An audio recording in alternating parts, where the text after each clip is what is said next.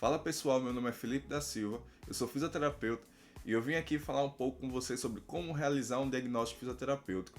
E esse vídeo é um material complementar ao livro que eu disponibilizei de maneira gratuita lá na minha página no Instagram, @felipe.sl.fisioterapia. Bem, se você é fisioterapeuta ou ainda estudante de fisioterapia e já leu algum livro ou matéria de avaliação, pode ou não ter notado que ao final do material, quando nós lemos sobre anamnese, exame físico, dificilmente nós vemos alguma explicação sobre como realizar o diagnóstico fisioterapêutico. Normalmente o que nós vemos em casos clínicos ou questões de concurso públicos são diagnósticos descritos repetindo simplesmente os achados mais básicos do exame físico, como redução da amplitude do movimento, redução da força, alterações na marcha. E aí eu pergunto a vocês, será que o diagnóstico fisioterapêutico ele se limita apenas a essas informações básicas? E bem, para respondermos essa pergunta, eu preciso antes discutir com vocês alguns conceitos básicos. O primeiro conceito é a diferença entre o diagnóstico médico e o diagnóstico fisioterapêutico. Bem, o diagnóstico médico é o diagnóstico clínico, que é elaborado pelo médico, e ele reflete a doença ou o distúrbio que o nosso paciente apresenta e se baseia na Classificação Internacional de Doenças, a CID, que foi elaborada pela Organização Mundial de Saúde. Já o diagnóstico fisioterapêutico, ele é dito cinético-funcional e ele vai refletir a funcionalidade do nosso paciente. E bem, o que seria a funcionalidade? A funcionalidade é a capacidade de desempenhar ou não alguma função, tarefa, atividade ou participação. E para descrevermos essa funcionalidade, nós nos baseamos na CIF, a Classificação Internacional de Funcionalidade, Incapacidades e Saúde, que também foi elaborada pela Organização Mundial de Saúde, que, como ela mesmo diz, saúde não é simplesmente a ausência de doença, é o completo bem-estar físico, emocional e social. E segundo o modelo da CIF, a funcionalidade ela é resultado da interação entre o distúrbio ou a doença que o nosso paciente apresenta, que seria o diagnóstico clínico, as estruturas e funções do corpo, a atividade, a participação e os fatores contextuais, que são os fatores pessoais e os fatores ambientais. Todos esses fatores eles vão interagir e vão refletir diretamente na funcionalidade do nosso paciente, gerando uma capacidade, um desempenho, ou uma limitação, uma incapacidade ou uma deficiência.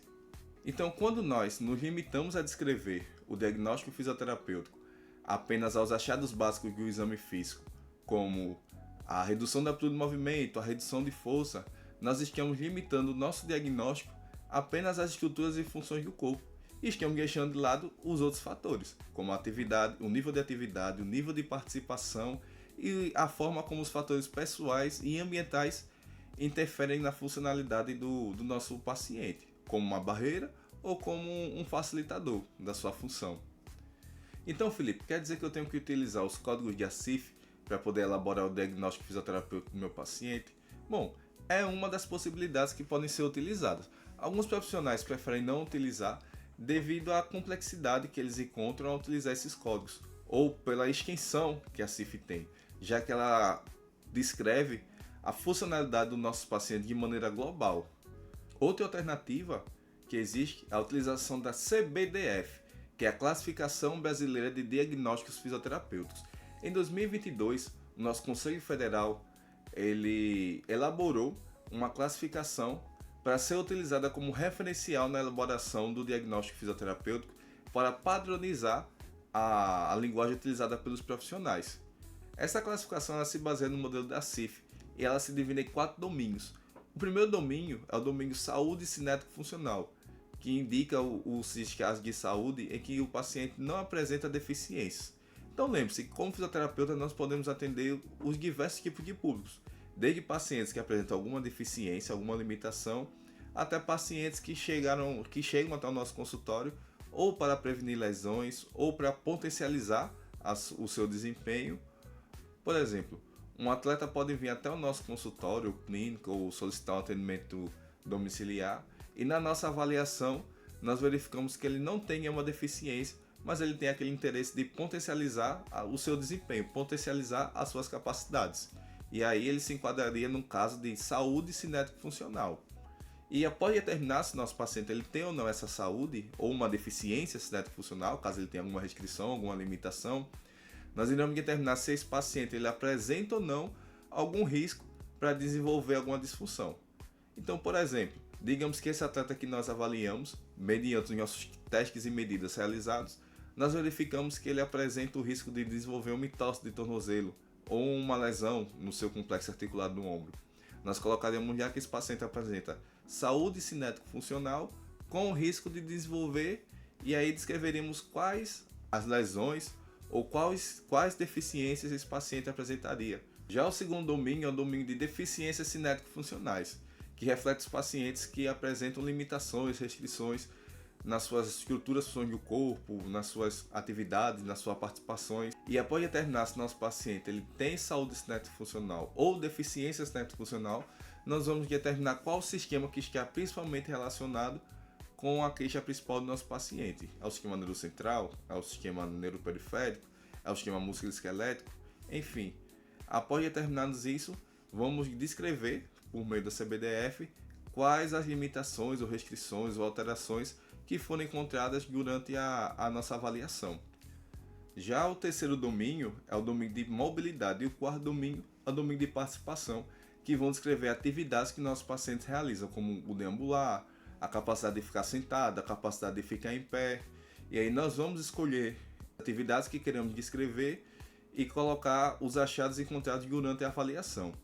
E para facilitar o processo de elaboração do diagnóstico fisioterapêutico por meio da classificação brasileira, o COFIT elaborou um site que permite, de maneira bem prática, você selecionar os itens que vocês querem que compõem o seu diagnóstico e simplesmente ir marcando os achados, e ao final ele vai dar como resultado o código e a descrição do diagnóstico, que eu vou mostrar para vocês agora na sequência com um vídeo. Vocês vão acessar lá o Google, vão digitar aqui na barra de pesquisa CBDF, vão apertar no Enter, e aí o primeiro link que vai aparecer é ela, Classificação Brasileira de Diagnósticos.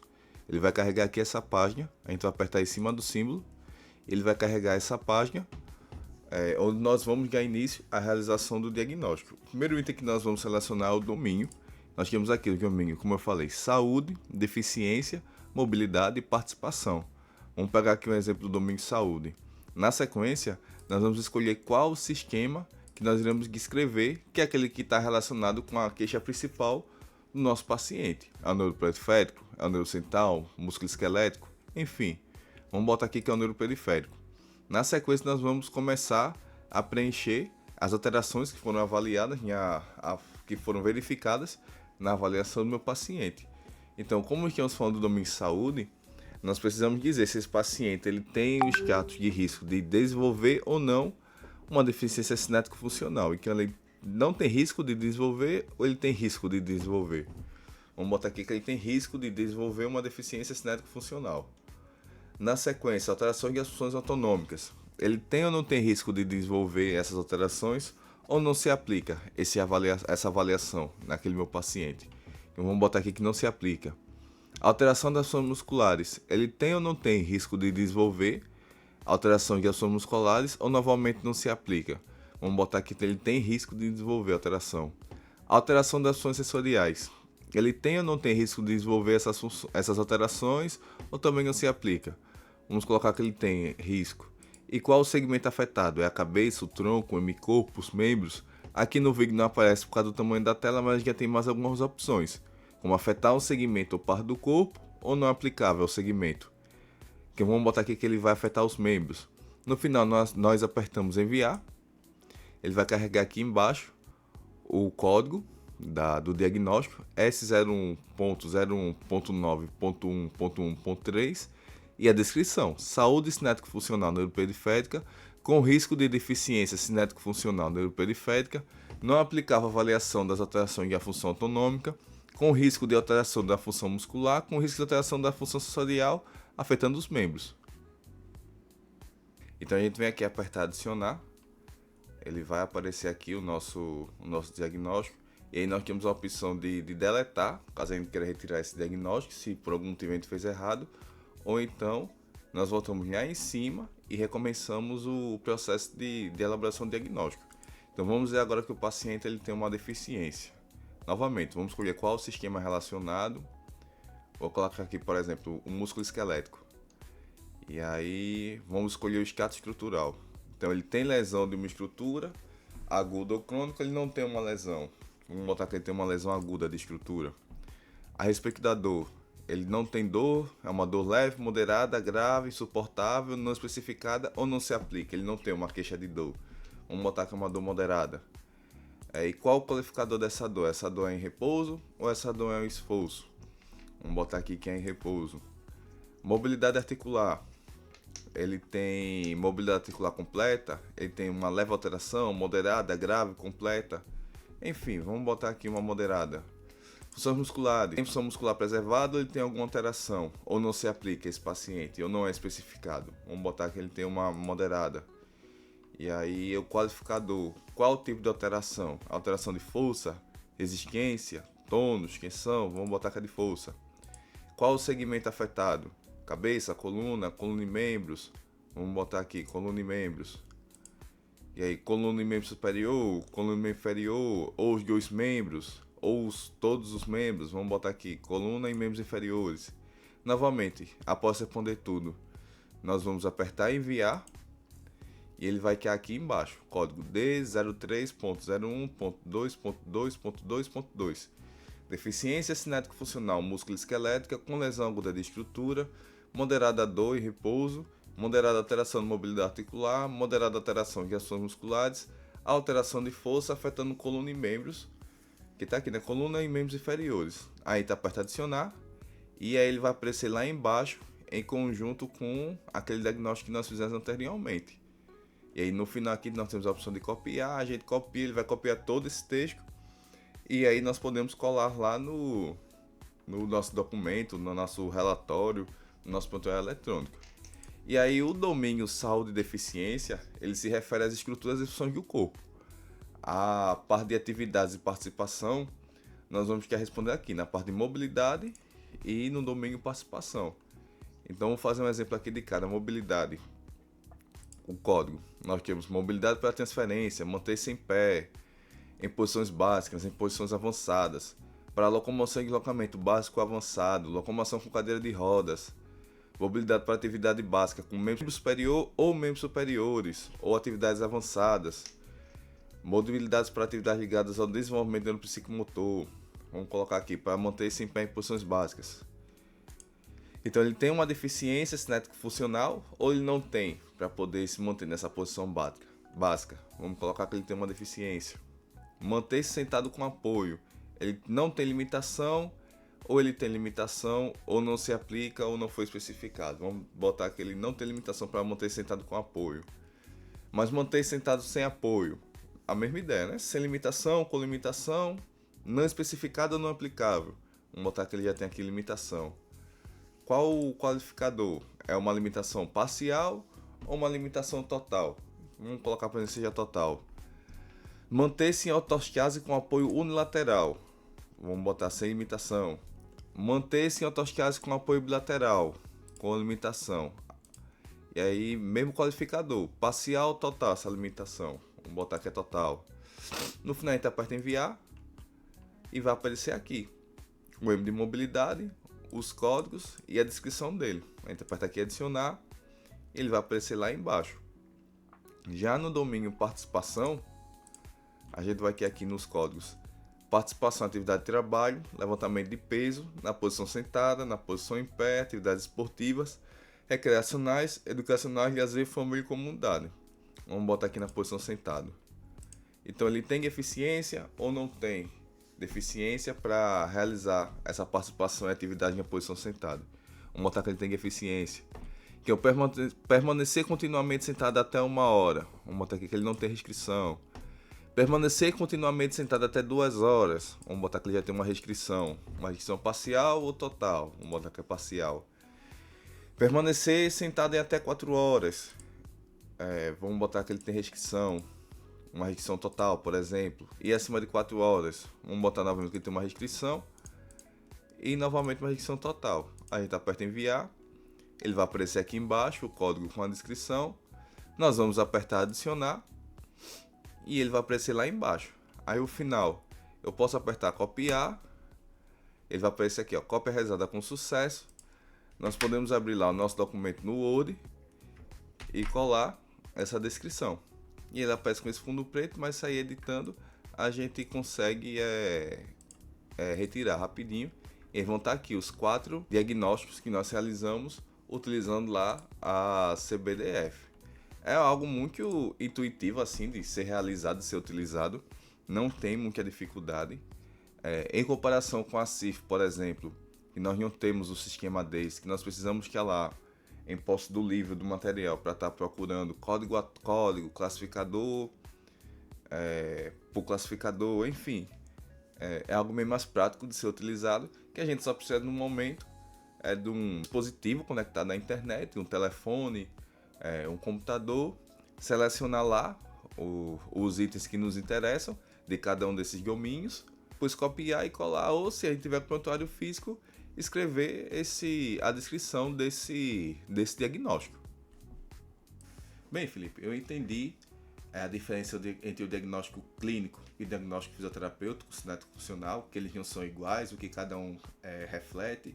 Eu entendi que a fisioterapia utiliza a CIF como modelo para poder descrever a funcionalidade do nosso paciente, que o COFIT elaborou uma classificação brasileira única para padronizar a linguagem, mas ainda assim eu quero elaborar o diagnóstico dos meus pacientes de uma maneira prática, sem precisar estar usando computador ou telefone, algo para que eu possa, no momento da avaliação, quando eu terminar a avaliação, que eu estiver lá com a ficha do meu paciente, digitar ou descrever de maneira prática. Bem, no meu material eu apresento uma linha de raciocínio que se baseia em todo esse conhecimento que eu passei para vocês anteriormente, que eu vou apresentar para vocês agora, que é bem semelhante com o passo a passo que nós vimos anteriormente. Bom, o primeiro passo, novamente, é determinar se o nosso paciente ele tem saúde cinético-funcional ou deficiência cinético-funcional. Como eu disse, a gente pode lidar com vários públicos diferentes e, na nossa prática clínica, encontrarmos pacientes que não apresentam deficiências e que querem potencializar as suas funções ou prevenir algumas lesões, como pacientes comprometidos. Então, se o meu paciente tiver saúde cinético-funcional, eu vou lá descrever no meu diagnóstico. O paciente apresenta saúde cinético-funcional e descrever qual os sistemas que há diretamente relacionado com a queixa principal do nosso paciente. Porque como a funcionalidade é uma coisa global, dificilmente nós vamos estar avaliando todos os sistemas do nosso paciente. O sistema muscular, o sistema nervoso, o sistema respiratório, o cardiovascular. Mas quando nós iniciamos a avaliação do nosso paciente, que questionamos a ele qual a sua queixa principal, nós vamos direcionar a nossa avaliação para todas as funções, estruturas, atividades que tiverem relação direta com essa queixa. Então, por exemplo, se a nossa queixa do paciente for algo relacionado às funções do membro superior, eu vou, num momento inicial, me restringir à avaliação das funções do membro superior e de alguma estrutura mais próxima ao local que esteja diretamente relacionado. Então, coloquei lá que o meu paciente tem saúde cinético-funcional, vou especificar qual sistema está diretamente relacionado, se é o sistema músculo-esquelético, se é o sistema nervoso central, o sistema nervoso periférico, o sistema respiratório, e depois vou dizer se o meu paciente apresenta ou não o risco de desenvolver alguma deficiência. Essa é a primeira possibilidade de diagnóstico. Se no meu paciente apresentar alguma deficiência, novamente, eu vou descrever lá, deficiência cinético-funcional, especificar qual o sistema orgânico escalar diretamente relacionado com a queixa principal do meu paciente e descrever os achados que eu tive durante a minha avaliação. Quais estruturas e funções estão alteradas, qual a relação delas com as atividades e participação que o meu paciente está apresentando. Já se o meu paciente apresentar alguma deficiência cinético-funcional, eu vou lá especificar. Paciente apresenta deficiência cinético-funcional, especificar qual sistema orgânico está diretamente relacionado com a queixa principal do meu paciente e depois escrever os achados que eu tive na minha avaliação, especificando quais atividades e estruturas estão alteradas, a relação delas com as atividades e participações que o meu paciente está apresentando ou não dificuldade em realizar e como os fatores ambientais interferem, se são barreiras ou são facilitadores. No meu material eu deixei alguns modelos prontos para vocês se basearem para facilitar a descrição inicial do diagnóstico dos pacientes, e esses modelos devem ser adaptados mediante a sua realidade, mediante a necessidade dos seus pacientes. Não existe receita de bolo na fisioterapia. Bem, após a elaboração de diagnóstico fisioterapêutico, nós devemos realizar o prognóstico fisioterapêutico do nosso paciente, que é a estimativa de recuperação que ele apresenta. Mas para isso nós vamos nos basear nos achados de avaliação, no estado de saúde atual do nosso paciente, na evidência científica atual e no plano terapêutico que foi elaborado por nós em conjunto com o paciente. No meu material, eu apresento para vocês também um modelo pronto para vocês se basearem e adaptarem mediante as suas necessidades, que eu vou ler aqui para vocês. O paciente apresenta potencial favorável para recuperação funcional parcial ou total, dependendo do estado do seu paciente, com a possibilidade de atingir as seguintes atividades. E aí nós vamos escrever quais atividades seriam essas. Por exemplo, marcha independente, modificação da dor, melhora da mobilidade. E na sequência descrever se isso vai ser recuperado em curto, médio a longo prazo, desde que mantenha adesão ao plano terapêutico proposto. Então esse modelo serve para vocês que estão aí iniciando se basearem para determinar esse prognóstico, como eu disse, mediante ao estado de saúde atual do paciente, de achado da avaliação, o que a evidência científica nos diz sobre os casos. E ao final, após elaborar esse prognóstico e o diagnóstico do nosso paciente, nós vamos apresentar a eles ao nosso paciente e explicar o que esse diagnóstico, o que esse prognóstico ele significa e a importância da adesão ao plano terapêutico. Bem, todas essas informações vocês podem encontrar, como eu disse, no material que eu disponibilizei de maneira gratuita lá no meu Instagram. Ele está bem mais detalhado, ele tem vários exemplos para vocês seguirem, como eu disse, se basearem inicialmente. E ele faz parte de uma coleção que eu estou disponibilizando de maneira gratuita para vocês. Então, o primeiro material é esse, como realizar o diagnóstico fisioterapêutico. O segundo é como elaborar um plano terapêutico. E o terceiro é como realizar um relatório fisioterapêutico, visando ajudar vocês, que ainda são estudantes ou profissionais formados, que ainda têm dúvida a respeito da elaboração desse diagnóstico, desse prognóstico, enfim, para que ele sirva como um guia para facilitar a sua prática clínica. Porque um bom diagnóstico descrito, um bom diagnóstico elaborado, ele tanto facilita a elaboração do plano terapêutico, ao processo de reabilitação, de tratamento, de intervenção com o nosso paciente, como ele também representa o que a fisioterapia é. O que é o fisioterapeuta? O que é o profissional de fisioterapia? O que é um diagnóstico cinético funcional? O que é uma funcionalidade? Qual a importância disso para o nosso paciente, para uma equipe de saúde multidisciplinar ou multiprofissional? Espero ter contribuído com vocês. Baixe agora seu material gratuito, não só esse, mas os outros também. Um forte abraço e até a próxima.